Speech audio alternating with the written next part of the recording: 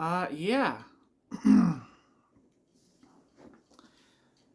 Hi, my name is Jared, and I go by Midnight Bandit on YouTube because that's my artist name, and I've had it since years and years ago, probably around 2017. I before that I was Free Ether, but I thought that was kind of a silly name.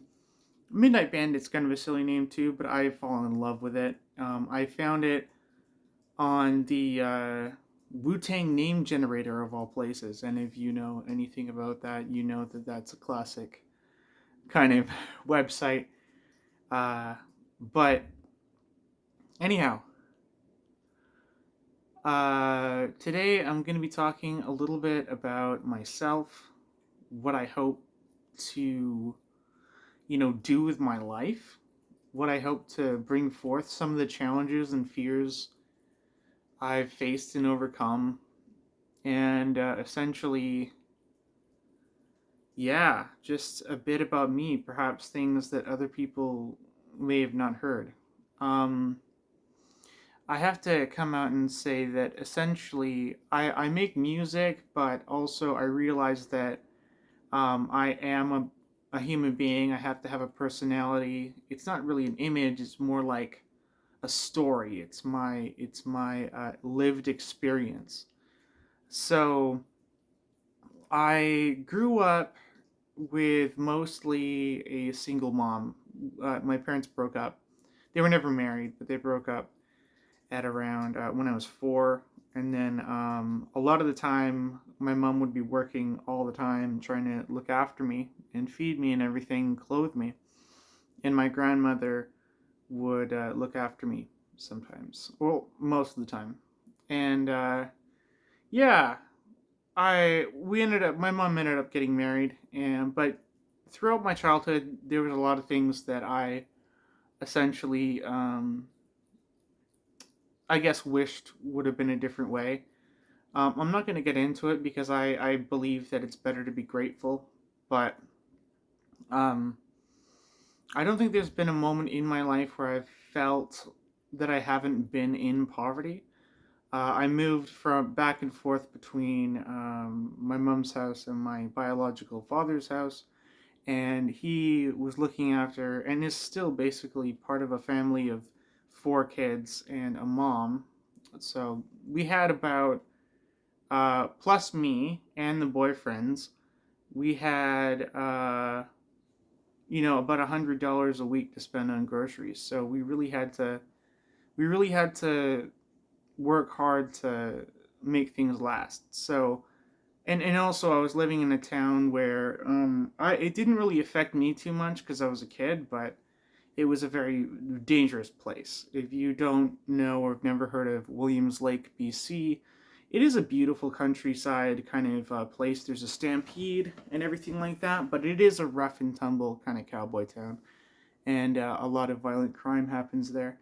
So, but I was fine. I don't think I'll ever be going back there, but you know, anyhow, when I started to smoke weed, that was the big problem for me. Was when I started just being a stoner. Because unbeknownst to me, it was affecting my mind in a way that was very, very troubling. It would give me delusions and anxiety and paranoia. Like, I mean, I know some people get this to a certain degree, but mine was off the charts, and I began to deteriorate. And by the time I moved back into my mom's place, I was far gone, and I was living in La La Land, and I could have potentially been dangerous. There was a couple incidents where um, I came off as very aggressive. Although I was extremely scared because when you go through psychosis, it's something that is extremely jarring, and it's basically your entire world gets tipped upside down, like flipped upside down and just messed with. So that was a really tough experience. And growing up, being 18, and then on my 19th birthday, getting sent into a mental hospital and being put into seclusion, or like basically the padded cell room or whatever.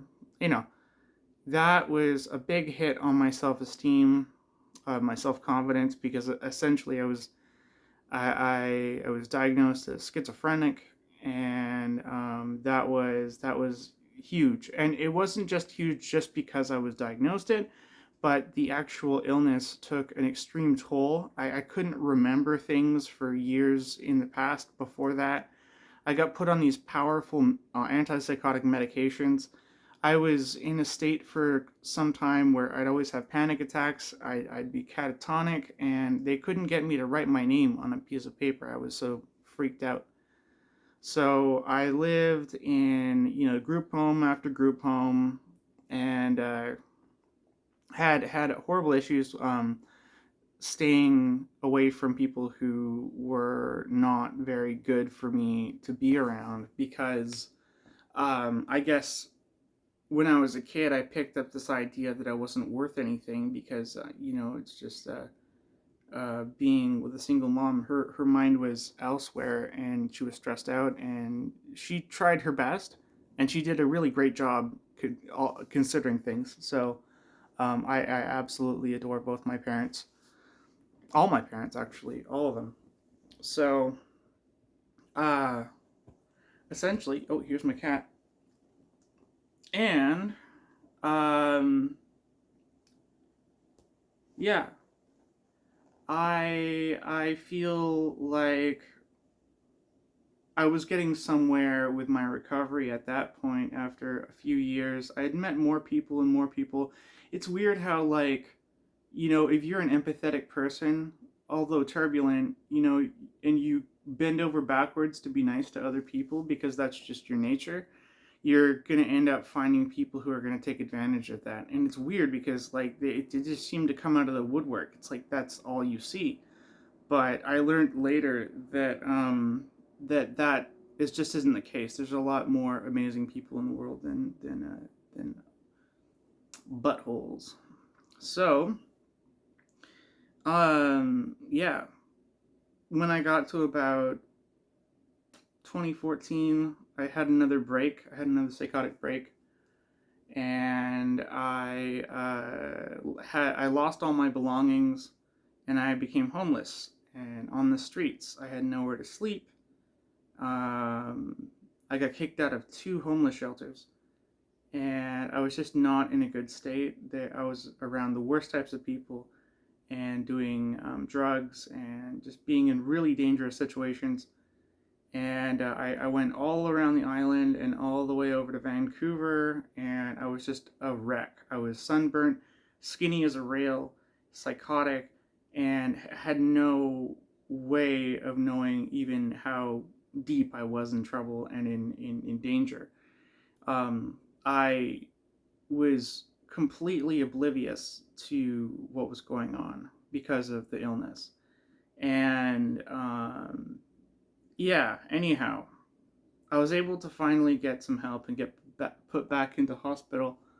And since then, I've been kind of in and out of horrible housing. I've had this place where it was like there was rats, there was black mold, there was no ventilation, no heating, just a crazy neighborhood. Like, and the rent was extremely expensive, so were utilities. It just wasn't fun. And I got deep into alcohol, which was pretty much a constant since about I was about 16. And yeah, essentially, that ruined a lot of my 20s, and quite a bit going into my 30s. Hopefully, I've learned my lesson. I'm spending a lot less time away from, or I'm spending a lot of time away from alcohol and other substances, because I've had my experiences with lots of different things, lots of different types of stuff. And I'm very happy to say that I don't need it. I don't even really want it. Like, the life that I live now, the gratitude and the things that I have, the perspective that I have, that I've built over these last few years, especially, has given me a lot of hope. And yeah, so that's a bit of my backstory. I still face symptoms of the schizophrenia, although now I also have ADHD, which can throw a wrench in things. I had that since I was a childhood. It's not just like didn't come out of nowhere. Um, so yeah, that's a bit about me. Um, the things that I really have been interested in over my lifespan were video games and the music, especially from video games, because I didn't really have too many friends, but I had a Game Boy and I had Pokemon Blue that my grandma got me, and I would just immerse myself completely, hyper focus in on that game, and I'd be in a completely different world. And I carried on through my teenage years and into my 20s, just soaking my mind into video games, especially. I drew a lot, I read tons of books, and I wrote. I was very creative. And I didn't do too well in school, and since I did get psychosis when I was 18, I dropped out, and I've made attempts at going back and trying to get my education in order, but they have not been successful. But yeah, music, video games, especially video game music, has been a highlight for my entire life. I don't think there's been a day that I've gone in my life, well, maybe when I was homeless, but I still had like I bought myself a CD player, one of those little Discmans, and I think I had Taylor Swift's 1989 and like ELO and stuff, Electric Light Orchestra, their best hits. And I had a guitar. I had this nylon string guitar, and I would just wander around playing the guitar, even though I don't really know how to play guitar. But yeah, music every day. I've been listening to it. When I would ride the bus for 17 hours or even longer, one time my dad and I, we moved from Williams Lake all the way to Ontario. That was 5 and 3/4 days on a bus in the winter, and it was not fun because that was kind of the preliminary phase where I was getting. It's called the prodromal phase, but that's when I started getting sick. And yeah, I found my favorite all-time artist when I was in Ontario, living at my grandparents' place, and that's Pendulum. Pendulum is they're from Perth, Australia, but they're kind of out of the UK. They do electronic music, electronic rock, drum and bass, this kind of like dancey, aggressive, but also chill. Just it's a fantastic group. If you haven't heard of them, I'd say go for it. I think every single album they make is just certified banger. So, but I'm biased. Um, yeah. Anyhow, throughout my life, music, video games, all those things have been keeping me going. Although I lost my interest in drawing, then I lost my interest in reading, then I lost my interest in video games. But I started making music back in 2012 because I knew that music was going to be a full time part of my life. And I had to make it. I had to, even though I was terrible at guitar, terrible at piano, didn't have the patience for it. ADHD, right? I did not have the patience for any of it. I needed to do it.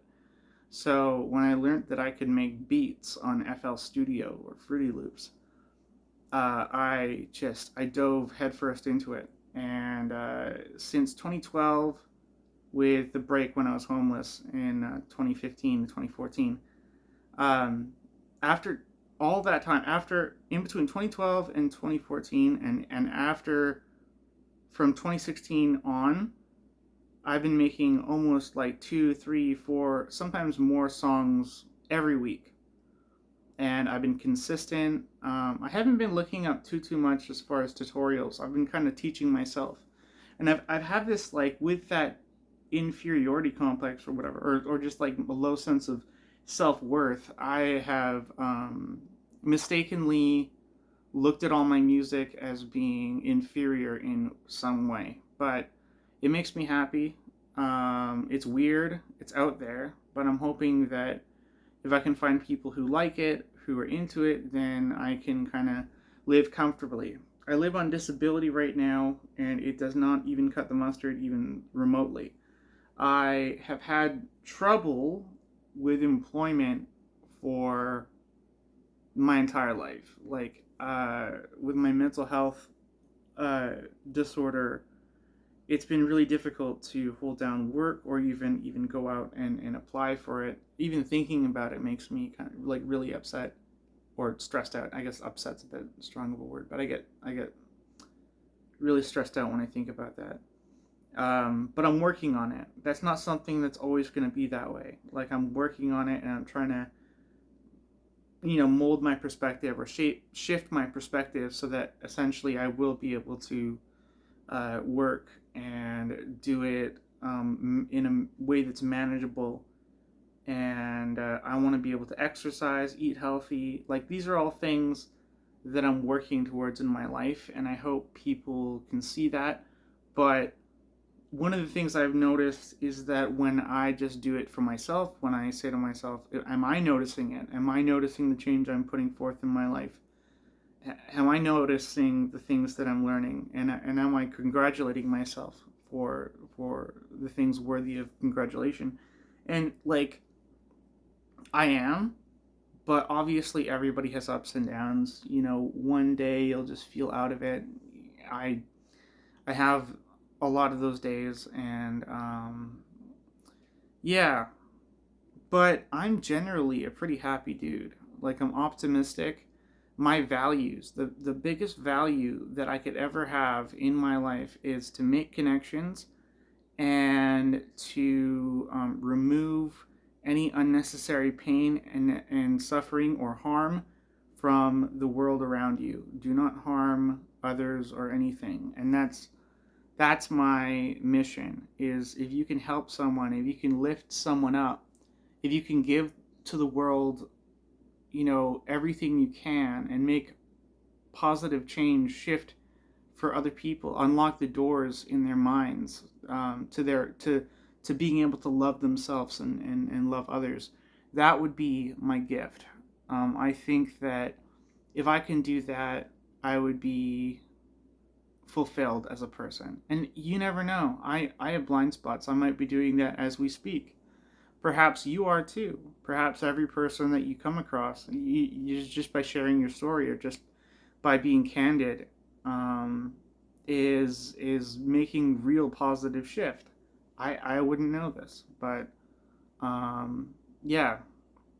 Anyhow, my mission, like I said, to reduce harm and to give back to the community. Since I have been blessed with having an amazing support circle for the majority of my recovery. I've had people that were willing to bend over backwards and break the rules in order to make sure my life was going well. And I couldn't be more happy, because obviously if they're willing to do that, then it means that I have value. And it's one of those things where it's hard for me to see it, really, because it's so insidious. It's so it's, you know grown, or caked in to my soul, this lack of belief in myself. This is doubt. But I have a great amount of people that are just beautiful human beings. And for the people that I didn't drive along or get along with, all that much, I mean, I did learn from them, and I wish them the best scenario that they could possibly have. I try not to hold on to grudges, no matter who the person is, because that's just, you know, um, drinking poison and hoping someone else dies, right? The resentment will eat you alive, and that rhymed, and so did that. Okay, anyways, but that doesn't mean I don't have boundaries now. Simply because I don't want to hold on to negativity for people who have treated me poorly in the past. Doesn't mean that I would surround myself with anything but positivity. And uh, yeah, that's a non-negotiable. So anyhow, I'm getting off track. Obviously, with my ADHD, the conversations are tangential, they go around like this, but I think that's kind of cool. I understand what I say, and hopefully, by putting this out there, I'll find more people who understand me as well and get where I'm coming from. Um, I really want to sell my music. I want to be able to find people who are not only interested in my music, but interested in my story and my drive to give back to charitable organizations locally. And I'm not going to put a cap on my success. I think if I can get out there and I can make change, I want to make as much as possible, as humanly possible. If I don't end up making a grand amount of change, that's okay. At least I tried. That's my mission: is to help lift the world up. I'm just one dude, and I've got a whole heap load of problems, including addiction and mental health struggles and stuff. But I do believe that it is possible to make huge changes, not only in myself but in the world. I think when I change myself for the better, that is the one thing that makes the outside change possible. But um, one thing I found amazing is meditation and mindfulness. Eckhart Tolle really taught me how to quiet my mind, or at least pay attention to my breath, my presence. So that was a game changer as far as I'm concerned. So is Stoicism, because I got a really bad case of psychosis in 2020, and the only thing that got me through that was non-reactivity and allowing things to be as they are, not being concerned with things if I could not actually change them or control them. So that was a huge thing in my life, and just a lot of other stuff. But yeah, my main mission is to sell my music, get 1,000 fans. That's like the big, trending thing nowadays. You get 1,000 fans, and you get them to care about your stuff. I want to write. There's certain things, certain goals I want to be able to achieve. I'm already working on one of them, which is I want to write books. Eventually, I'd hope that they would turn into like TV shows or animations or something. So I got my writing career, I have my music career, I have a film career, so that would kind of tie in with the writing and the music. Perhaps an auteur, perhaps I can make my own media projects. I have this new one that I'm kind of thinking of that would be using AI to make like VR experiences that would be like a combination of all three of those things: the writing, uh, film, and music, and all that stuff. And I think that would be wonderful. And then that with mental health, I could make experiences that would help people with their mental health. And that's my plan.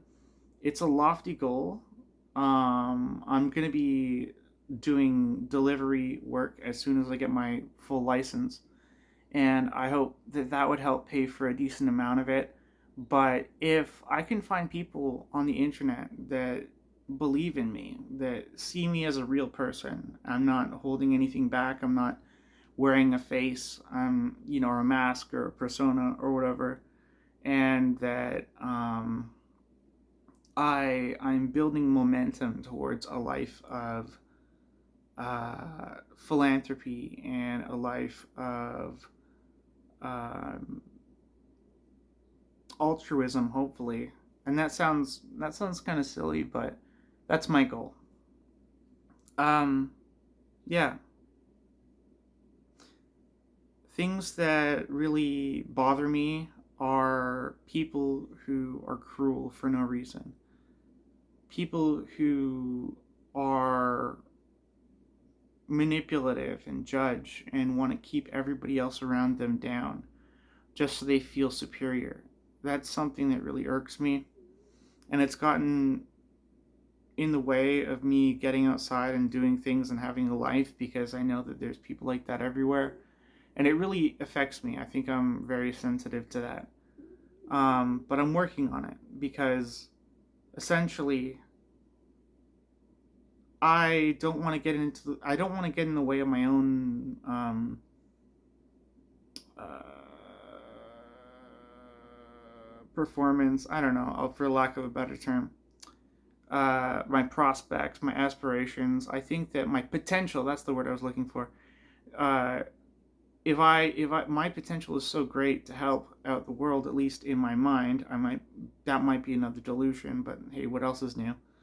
Um, but I'm gonna keep on working on it, and yeah, I want to know that my wasted effort at trying to cater to people who don't even want me to succeed is just a wasted potential. So my sights have to be clearly set on what I want to do.